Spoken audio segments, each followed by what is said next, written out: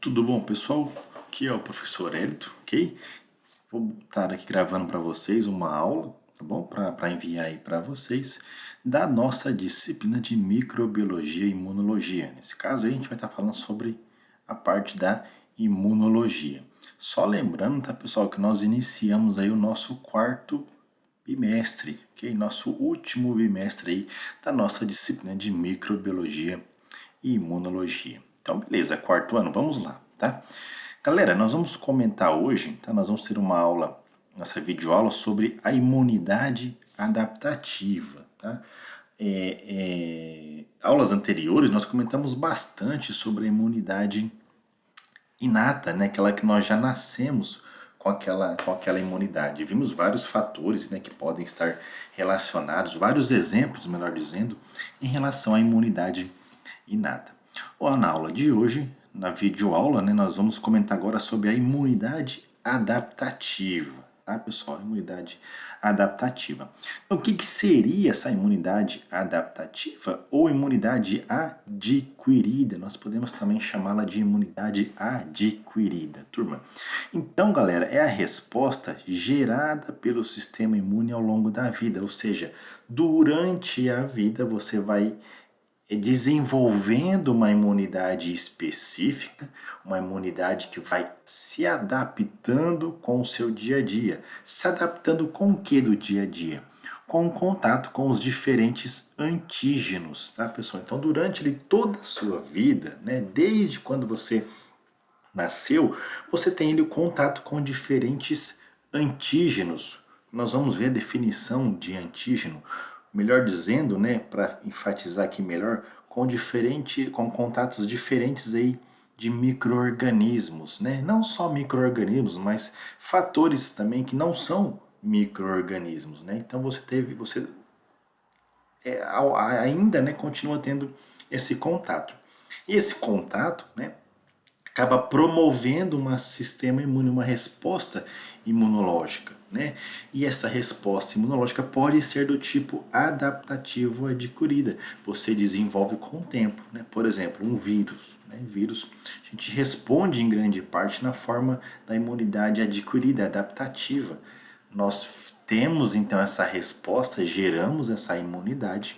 Quando em um outro momento nós tivermos o contato novamente com esse agente, nós já teremos então, né, em grande parte, existem casos que não acontece isso, mas em grande parte nós temos o que nós chamamos de memória da imunidade. Né? Nós já temos ali células capazes de reconhecer novamente o agente aí que tenha causado, que venha causar, né, algum problema no nosso organismo. Torna o organismo cada vez mais capaz de se defender das invasões de micro-organismos patogênicos. E não só, né, de organismos aí patogênicos, mas também em relação, né, de micro-organismos, mas também agentes também que não possam, que às vezes não é um micro-organismo. Por exemplo, um grão de pólen, né? Ele pode gerar algum tipo de incômodo no nosso organismo e pode estar então acarretando um sistema de defesa, né? Esse sistema de defesa, por sua vez, né, dependendo da forma ali, ela pode ser do tipo imunidade adaptativa ou imunidade adquirida ou imunidade específica. Essa imunidade, pessoal, nós colocamos aí que possui duas naturezas, né, uma natureza dupla. Uma delas nós chamamos de imunidade humoral, tá? Imunidade humoral. Ela está bem relacionada mais à parte sanguínea, tá? Parte linfática também. Essa imunidade, galera, é aquela que é produzida através dos anticorpos, tá? Através dos anticorpos. E por sua vez que esses anticorpos, eles são produzidos por causa para detectar o quê? Os antígenos, tá? Então aqui na imunidade humoral, nós temos uma relação de anticorpos e antígenos, tá? Relação de anticorpos e antígenos. Em relação a outra natureza também, nós temos a imunidade celular. Como a palavra já diz, a imunidade celular é aquela que é produzida através de quem? Das células imunológicas, que nós já estudamos anteriormente, tá? Lá no terceiro bimestre. Então nós temos então, quando nós falamos em imunidade adaptativa ou adquirida, nós temos uma dupla natureza, né? A parte que é humoral, feita pelos anticorpos. Esses anticorpos eles são produzidos por causa dos antígenos, por causa da presença dos antígenos, e a imunidade celular, que é aquela relacionada com a defesa feita por células, tá? Em grande parte, outra característica muito importante também que diferencia essas duas, pessoal, é que a imunidade humoral, como ela é através de anticorpos, nós vamos ver que são um grupo de proteínas, né, chamamos também de imunoglobulinas, elas atacam aquilo que está basicamente fora da célula. Tá? Então, quando você tem uma bactéria, um vírus que ainda está fora da célula, quem tem essa capacidade de reconhecer é a parte da imunidade humoral. São esses anticorpos, as proteínas que vão lá reconhecer algumas características específicas e vão informar para o nosso organismo, ó, está tendo uma invasão aqui de bactéria, uma invasão de vírus, tá? Já a imunidade celular, em grande parte, ok? Ela é realizada, tá? Quando a célula já está, vamos dizer, contaminada, quando os agentes já estão dentro da célula. E aí começa então a ter essa imunidade celular. Mas lembrando, pessoal, dependendo do tipo de infecção, tanto a imunidade humoral como a imunidade celular estão atuando, tá? Isso vai depender do tipo de infecção. Então a imunidade adaptativa adquirida é isso, tá? Aquela é gerada pelo sistema imune ao longo da vida, que ela pode ser exercer aí duas naturezas, né? A imunidade humoral e a imunidade celular. Beleza, nós temos aí, né, pessoal, em grande parte, essa ação dos anticorpos com os antígenos, né? Mas o que seria na imunologia o antígeno, tá? Então, quando nós falamos em antígenos, turma, tá? São substâncias que causam a produção de anticorpos ou de imunoglobulinas. Nós vamos ver que os anticorpos nós chamamos de imunoglobulinas, né? Porque são proteínas do grupo de globulinas. Por quê? Porque são geradores, né, de anticorpos. Essas moléculas, elas são, né, a gente vai ver que são grupos de moléculas, esses antígenos, elas têm a capacidade de gerar anticorpos, tá? Muitos antígenos são do tipo, em grande parte, são proteínas e polissacarídeos. Aonde que eu encontro esses antígenos, pessoal? De grande maioria, a maioria está onde? Na superfície dos micro-organismos, tá? Então vamos supor que aqui nós temos uma bactéria, né, uma célula bacteriana. Aqui nós temos a parede celular dessa bactéria e notem que nós temos várias moléculas inseridas na superfície dessa bactéria, tá? Nós temos várias componentes, várias moléculas inseridas aí nessa superfície, tá? E aqui nós temos o anticorpo em verde, né? O anticorpo não é a proteína que vai reconhecer o antígeno. Aqui, ó, esse anticorpo, ele é uma proteína e ele vai ter sítios específicos para cada tipo de antígeno, tá? Então notem aqui, ó, nós temos um anticorpo que apresenta dois sítios de ligação com quem? Com o antígeno. Então nós temos aqui, por exemplo, ó, 3 tipos de antígeno, tá? 3 tipos nós podemos chamar de antígeno, mas nós podemos especificar também de epítopos, tá? Epítopos também, tá? Então é como se a parede celular fosse o antígeno, mas dentro nesse antígeno o epítopo é quem? São essas moléculas presentes na parede celular. Então notem, pessoal, que há uma especificidade muito grande do anticorpo com esse epítopo, tá? Esse epítopo, que é parte, então, do que nós chamamos de antígeno, né? Que nesse caso seria a parede celular, seria como se fosse o antígeno, né? E que esse antígeno tem lá as moléculas que são epítopos. Então, em grande parte, essas moléculas, né, que podem ser os antígenos, em grande parte são proteínas e polissacarídeos, mas existem casos também que podem ser lipídios e ácidos nucleicos, que nesse caso estarão combinados com polissacarídeos. Esses componentes estarão aonde? Poderão estar no flagelo, poderão estar na parede celular, poderão ser toxinas que a célula produz, que a célula bacteriana produz e secreta. Isso acaba sendo uma toxina, por quê? Porque atinge o sistema do nosso organismo e causa aí problemas. Capsídeo do vírus, né? Aquele envelope protetor do vírus, tá? Antígenos não microbianos também. Então aqui nós temos antígenos, nós vimos aqui anteriormente antígenos microbianos. Podem ser também antígenos não microbianos, por exemplo, grão de pólen, né? Até mesmo, olha só que interessante, a clara do ovo. Mas por que a clara do ovo? Eu comentei aqui com vocês. Por quê, pessoal? Porque a produção de vacina é grande, de muitas vacinas, né? É feita por quê? Você insere, você induz ali a produção do vírus, você isola o vírus, tem todo um processo biológico ali que você vai extrair partículas desse vírus, inativar o vírus, seja lá qual for o tipo de vacina, e aí você produz a vacina. Então, para que você tenha os mais vírus, você precisa infectar células. Nesse caso, você, por exemplo, infectar ovos, né? Você vai lá, infecta ovos, esses ovos ali estarão produzindo novos vírus, aí você consegue isolar os vírus. Então, existem, por exemplo, quando você vai lá tomar a vacina da gripe, o que eles aconselham? Cuidado aquelas pessoas que têm alergia a ovo. Por quê?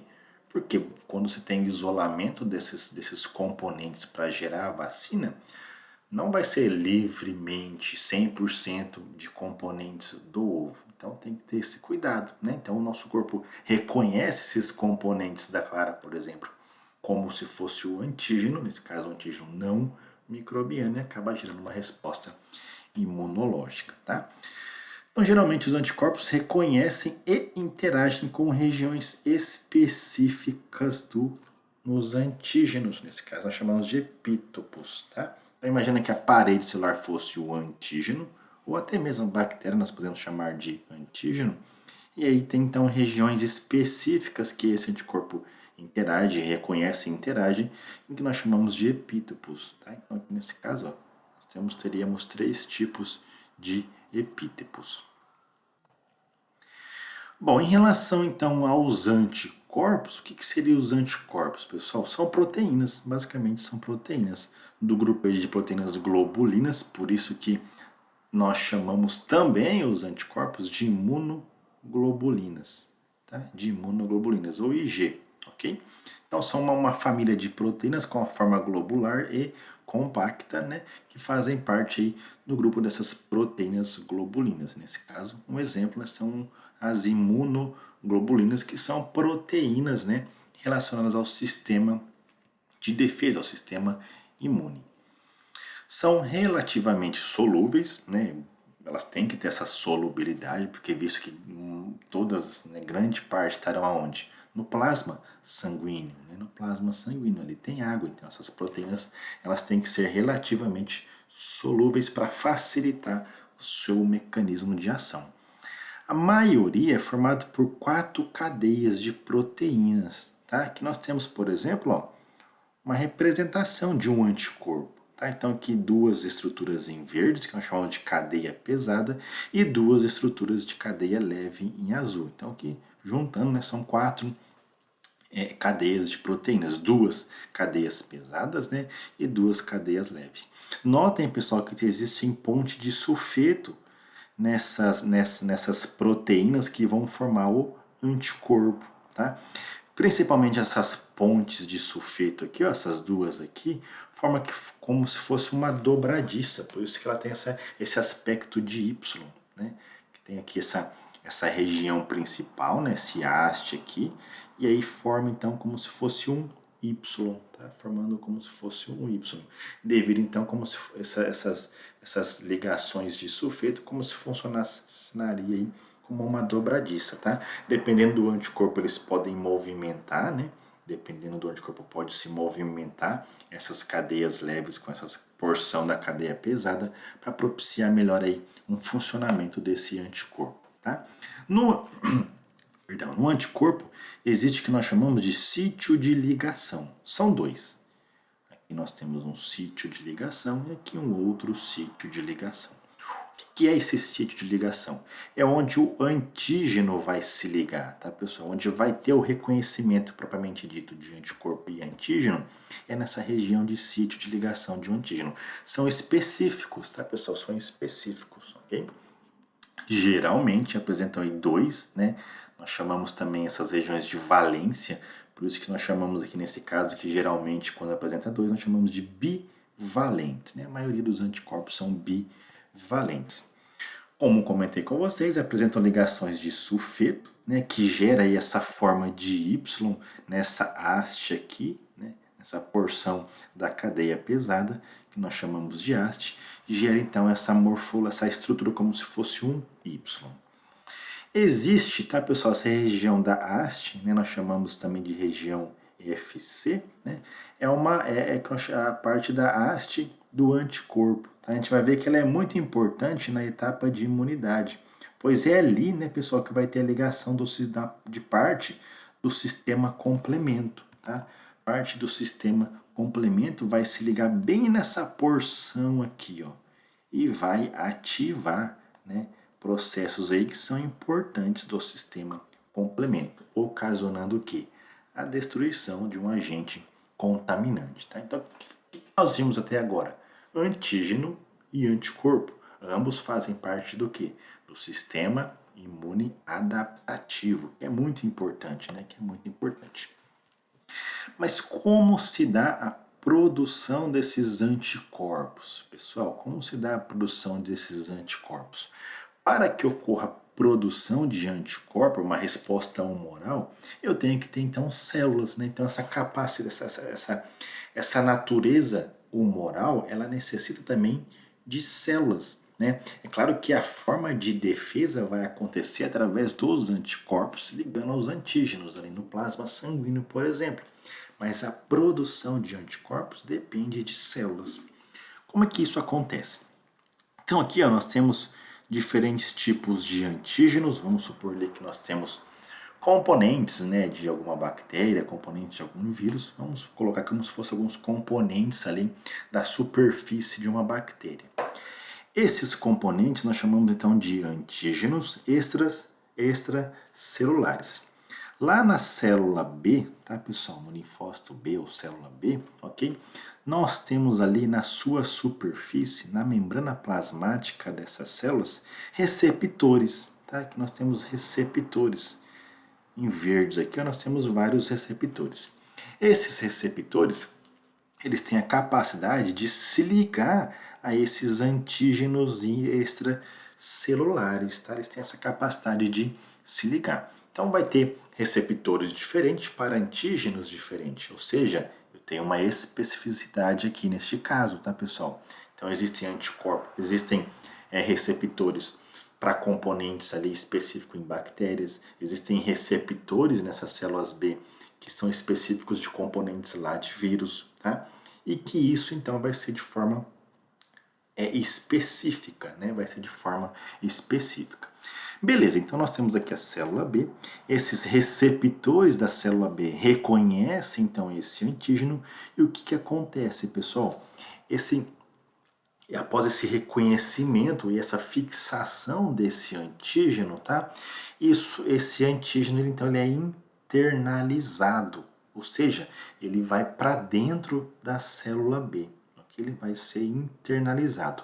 Lá dentro, ele vai sofrer um processo, então, em que esse antígeno, tá? Esse antígeno lá dentro da célula B, ele vai se ligar em componentes que fazem parte do complexo principal de histocompatibilidade. Tá? O que é isso, pessoal? São genes, tá, que estão presentes lá no DNA, lá no núcleo, e que esses genes são capazes de gerar ali alguns componentes que vão fazer parte deste complexo que auxilia na produção de anticorpos. Tá? Esse antígeno lá dentro, então, se liga nesses fragmentos desse complexo principal de histocompatibilidade. E o que acontece? Ele estava lá dentro, ele então é externalizado aqui na superfície dessa célula B. Tá? Então, ele é externalizado ali na membrana plasmática, na superfície, né? Ela é exposta nessa superfície. Para por aí? Não para, tá, pessoal? Então nós temos aqui uma célula B com esse complexo principal de histocompatibilidade aqui em amarelinho. E aqui, né, esse antígeno que foi processado lá dentro. Estão tudo aonde? Para fora da célula agora. O que vai acontecer? Uma célula T, ela vai reconhecer esse complexo principal de histocompatibilidade juntamente com o seu antígeno, ela reconhece e se liga. Então essa célula T vai ter um receptor aqui na sua superfície que vai se ligar a este complexo. Quando acontece isso, pessoal, a célula T se liga à célula B através desse complexo principal de histocompatibilidade que tem o seu antígeno juntamente com o receptor da célula T, isso gera a produção de citocinas. Essa célula T começa então a produzir e secretar citocinas. O que essas citocinas vão fazer? Elas vão mediar, turma, uma mudança, tá? Uma diferenciação nessa célula B. Era uma célula B, essas citocinas serão produzidas e secretadas, que então terão então essa capacidade de mediar uma diferenciação de células B para os plasmócitos, tá? Para os plasmócitos. Qual que é a função dos plasmócitos? Produzir anticorpos. Tá? Então ele vai produzir anticorpos em relação a este tipo de antígeno. Tá? Então notem como é que é específico isso. Tá? É por isso, pessoal, é por isso que durante, então, por exemplo, a Covid, né, esse vírus da Covid, qual que é o grande problema? Essa capacidade fácil que ele tem de se mudar, de gerar algum tipo de mutação. Se ele gera algum tipo de mutação, e esse tipo de mutação é bem em algum dos componentes que vão ser os antígenos extracelulares, todo este caminho aqui ó, de reconhecimento, né, de fixação, depois de internalização e produção de anticorpos não acontece. Por quê? Porque os antígenos já não são os mesmos, já não são os mesmos.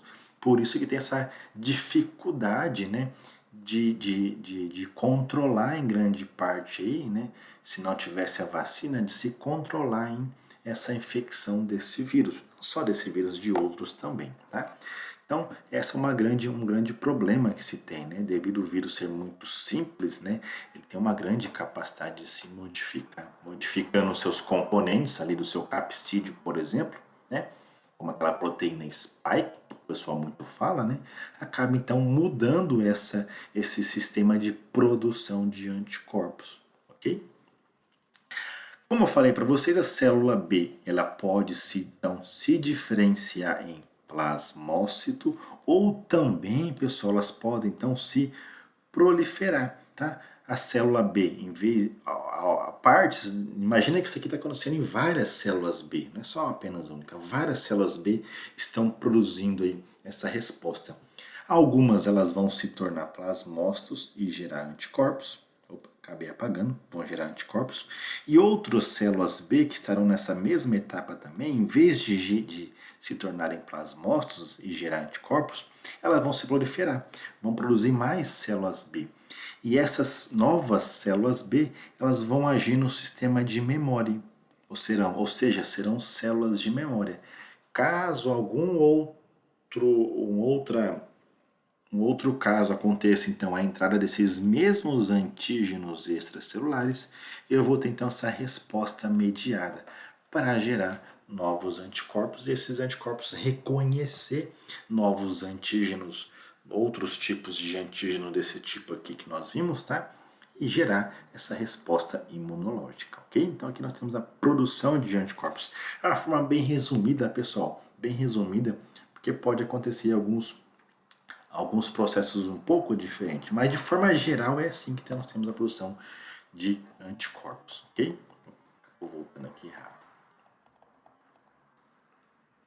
Bom, os anticorpos, tá, pessoal? Os anticorpos eles podem ser de 5 tipos principais, tá? 5 classes.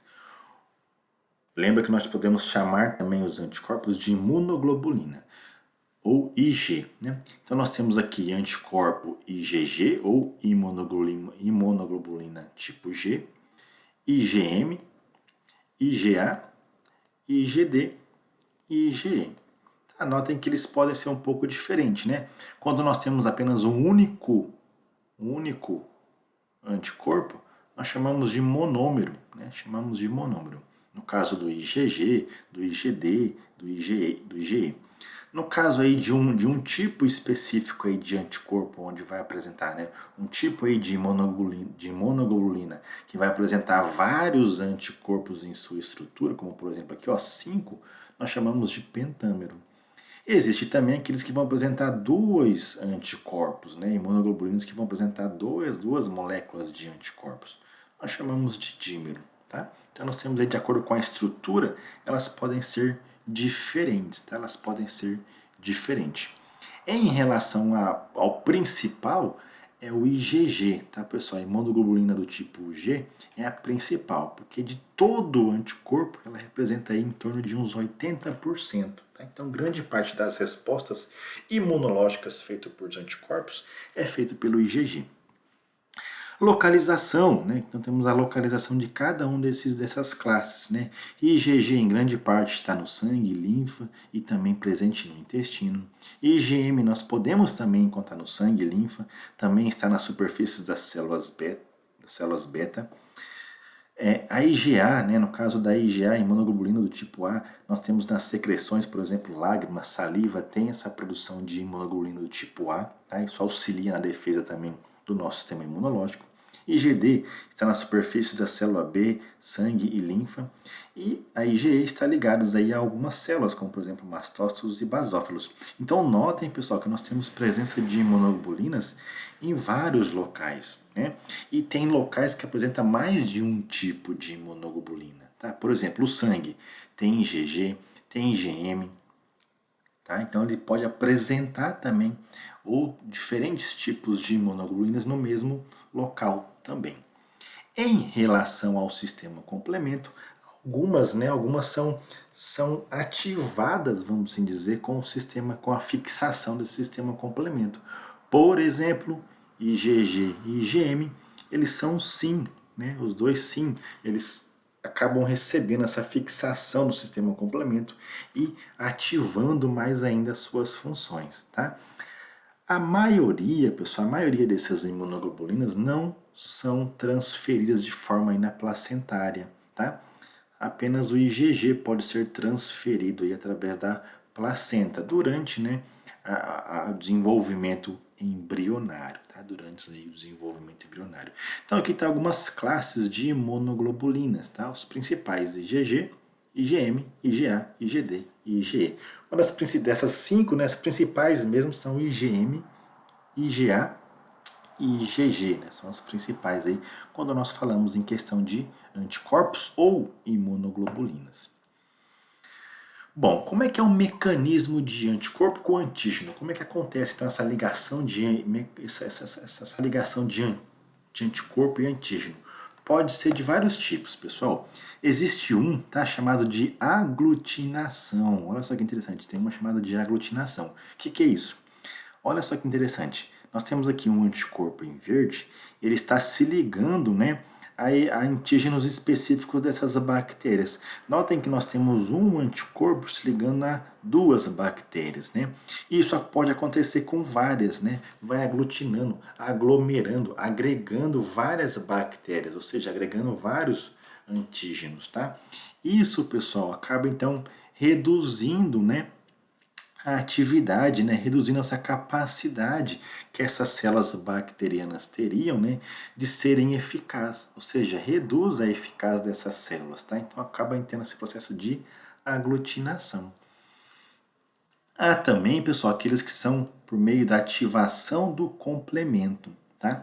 Então aqui nós temos uma bactéria, essa bactéria então, ela é ligada por alguns tipos, ela recebe então essa ligação de antígeno aqui em marronzinho, né, em bolinha aqui, com o anticorpo, e esses tipos de anticorpo, ela acaba recebendo parte do sistema complemento. Lembra o sistema complemento? Que é aquela cascata de eventos, um vai ativando o outro, e isso acaba ativando proteínas que se ligam, por exemplo, em anticorpos, e isso acaba gerando eventos importantes do sistema complemento. Por exemplo, acaba gerando poros na superfície bacteriana e acaba lisando a célula bacteriana. Acaba causando também processo de inflamação, tá? Quem são que fazem, quem são os capazes de receber esse sistema complemento? Anticorpos do tipo IgG e os anticorpos do tipo IgM. Outro tipo também de mecanismo, turma, é o que nós chamamos de opsonização, tá? O que seria essa opsonização? São vários anticorpos se ligando aqui, ó, à bactéria, tá? E isso faz como se fosse uma cobertura sobre essa bactéria, facilitando o quê? Que uma célula fagocítica sinalize ali, reconheça e faça o processo de fagocitose. E aí, todo aquele mecanismo de destruição dentro da célula fagocítica vai acontecer, como nós vimos em aulas anteriores.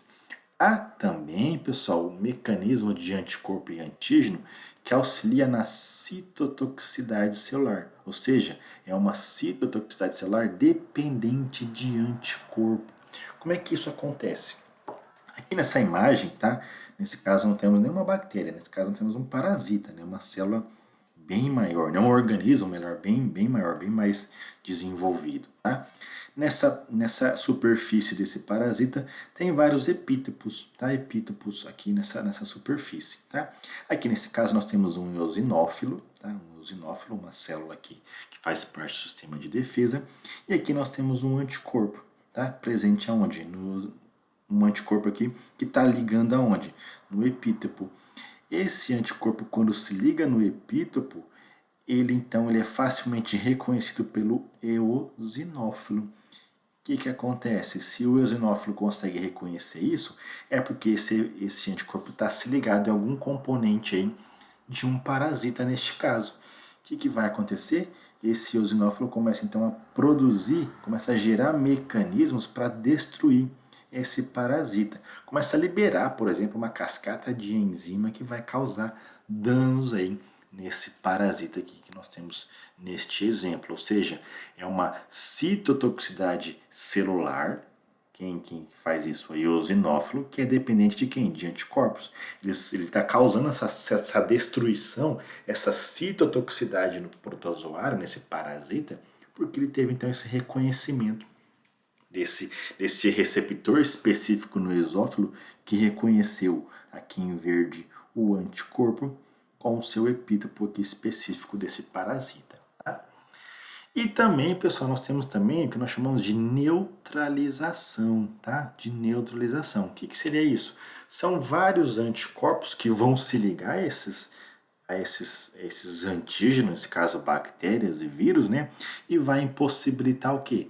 Bloquear a adesão desses agentes, tá? Vai bloquear a adesão. Também pode bloquear a fixação também de toxina, tá? Eles acabam ficando rodeados por anticorpos e isso impossibilita, né, que eles sejam reconhecidos ali e consigam aderir, né, ou fixar sobre ali, por exemplo, a mucosa, né, de algum órgão aí. Por isso que nós chamamos de neutralização, tá? Então, tudo isso que nós vimos, esses 5 aí que nós vimos, são mecanismos, tá, pessoal, de anticorpo com antígeno, tá? Anticorpo e antígeno diretamente, ou anticorpo e antígeno que vai influenciar a atividade de outras células, né? Isso vai auxiliar numa defesa do nosso organismo. Tudo presente aonde? No sistema imune adaptativo, né? São anticorpos específicos que foram gerados, por quê? Porque em um determinado momento o nosso organismo teve o contato com esses antígenos e gerou esses anticorpos. E que esses anticorpos eles podem, né, ter ali os plasmócitos, né, que vão gerar esses anticorpos, as células B, né, que podem ser então gerar então o que nós chamamos de imunidade, uma imunidade que pode ser então ativada novamente, ok? Aqui, galera, uma coisa bem interessante que eu quero mostrar para vocês, tá? É uma resposta através de anticorpos, que nós chamamos de resposta primária e secundária. Aqui neste caso, nós estamos então mostrando apenas dois tipos de anticorpos, ou imunoglobulinas, o IgM e o IgG. tá? Notem que aqui ó, nós temos em questão de dias, né, de 0 a 72 dias, tá? Então nós temos aqui de 0 a 72 dias, o tempo, né? E aqui vamos dizer que como se fosse o título de anticorpos no soro, ou seja, a quantidade de anticorpo ali no soro. Vamos supor que ele, a partir de, vamos supor aqui, né, de 1, 2, a partir do terceiro dia houve um processo de infecção, seja lá por bactéria ou vírus, né? O que vai acontecer? Uma resposta imunológica. Neste caso, o primeiro que vai ser gerado é o IgM, tá, pessoal? O primeiro anticorpo que vai ser gerado é o IgM. Durante os primeiros dias nós temos um grande pico de IgM, depois o IgG vai sendo gerado, tá? Que é uma resposta imunológica também gerada por esse anticorpo, tá? Então durante ali o sétimo dia ao 14º dia, nós temos uma grande produção de IgM e de IgG. Então o IgM é o primeiro anticorpo que vai ser produzido, tá, pessoal? Ele vai ser o primeiro, a resposta inicial é feita pelo IgM. Depois vem o IgG, tá? Para tentar ali amenizar também essa resposta imunológica. Depois os dois vão diminuindo, né? Os dois vão diminuindo, tá? Pode acontecer o quê? Um intervalo, né? Um intervalo aí de dias, né? Ou seja, a pessoa pode novamente se reinfectar. Quando a pessoa se reinfecta novamente, nós temos uma grande produção de quem? De IgG, que são anticorpos de memória, que são os anticorpos de memória. O IgM até é produzido também, mas então nós temos uma resposta do tipo secundária ao mesmo tipo de antígeno, tá? Ao mesmo tipo de antígeno. Por isso, pessoal, por isso que quando você tem lá, tem os primeiros sintomas de Covid, o que eles pedem? Ah, teve ali o primeiro sintoma de Covid, espera aí de 7 a 8 dias para fazer, por exemplo, o teste. O teste rápido, né? Aquele teste rápido, que detecta o quê? Imunoglobulina IgM e o IgG, tá? Então, por isso que se pede o quê? Que após os sintomas de 7 a 8 dias, você faça então esse exame do teste rápido, para detectar se você tem ou não esses anticorpos que vão tentar combater esse vírus da Covid-19, tá? Porque se fizer antes, pessoal, se fizer antes, você não apresenta anticorpos IgM e nem o IgG. O que pode acontecer? Ah, só porque alguém da família apresentou sintomas e deu positivo, e a pessoa da família que vive junto ali às vezes ainda não desenvolveu os sintomas, vai lá e faz o teste rápido. Ah, eu não tô, e dá negativo, né? Dá negativo para IgM e dá negativo para IgG. Beleza, então quer dizer então que a pessoa não está infectada.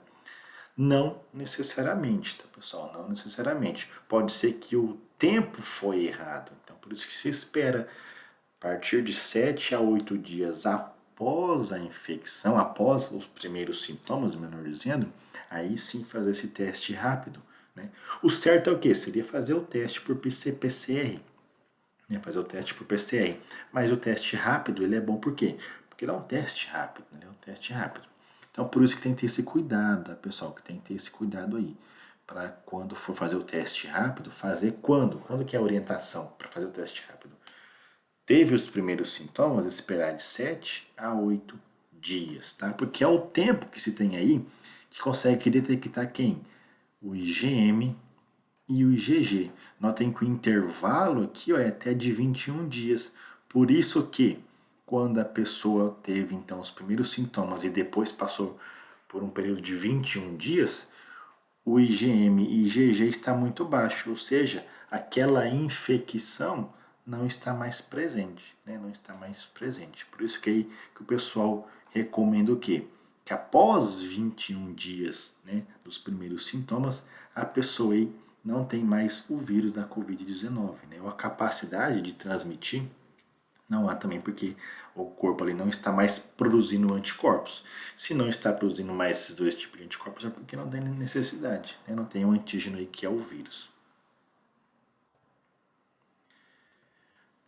Para finalizar, pessoal, para finalizar, nós temos aqui, tá? Só para finalizar, os tipos de imunidade adaptativa, tá? Nós temos aí o que nós chamamos de imunidade adquirida, né? que é naturalmente, e aquela artificialmente, tá? A naturalmente pode ser de dois tipos, ativa ou passiva. Ativa é o quê? É quando os antígenos penetram naturalmente no organismo, tá? Eles vão penetrar naturalmente no organismo, isso vai gerar uma resposta do nosso organismo, tá?